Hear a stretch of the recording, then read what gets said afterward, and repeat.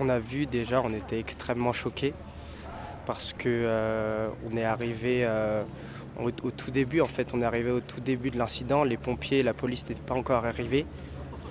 Au début, on a vu une grosse foule et des cris. On a vu des gens taper aux vitres du bar, en fait. Et là, on a tourné la tête. On a vu des gens brûlés, mais avec plus de cheveux, des vêtements vraiment... En fait, ils n'avaient plus de vêtements, ils étaient tout brûlés. Ça faisait vraiment peur et c'était super choquant.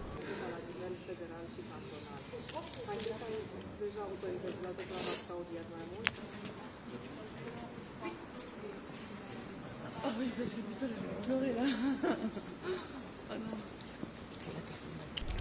Après, on a vite compris qu'on ne pouvait pas laisser ça. Les gens étaient tellement en détresse, on entendait des cris énormes. J'ai 2 amis qui sont allés chercher, ils sont rentrés dans le bar à sang-froid, sans même réfléchir, qui ont pris un gars qu'ils avaient trouvé au sol. Ils l'ont sorti du bar. J'ai un ami qui est resté 1 heure et demie avec lui à lui dire ça va aller, t'inquiète pas.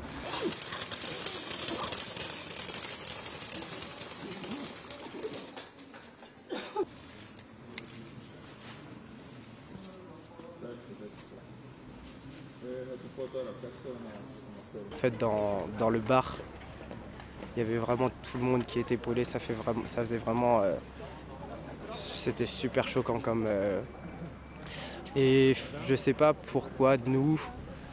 En fait, on était un groupe de 5 gars et dans la détresse et tout, on a dit on peut pas laisser faire ça. Donc c'est là, à ce moment-là, où on est parti chercher des plaids. Les gens avaient super froid, comme je le disais. Donc on a couru un peu partout dans la ville, dans les bars environnants pour aller chercher des plaids, de l'eau aussi. Ça, les gens, ils étaient vraiment contents. Moi, j'ai donné ma veste. J'ai bien vu que en fait, la personne était vraiment en détresse.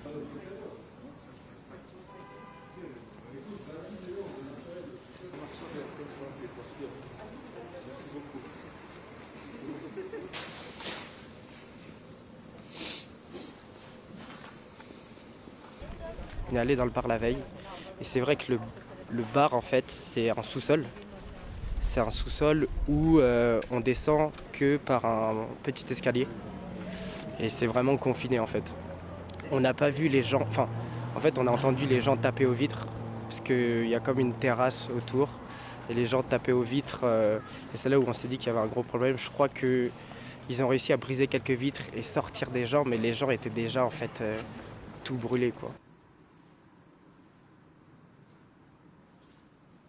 Ce qui me choque le plus, c'est les images qui me restent en tête, les gens brûlés, mais on les reconnaissait même pas, en fait.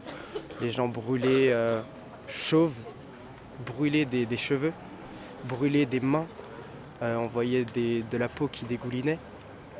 Ça, c'était vraiment choquant, c'est ce qui me reste en tête et je pense que ça me restera toute ma vie. Ensuite, il y avait aussi les cris, les personnes qui pleuraient autour.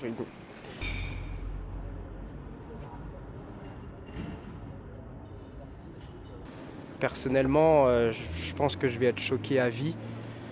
C'est peut-être aussi une manière de faire un deuil ou passer à autre chose. Mais c'est principalement ce pourquoi je suis là aujourd'hui.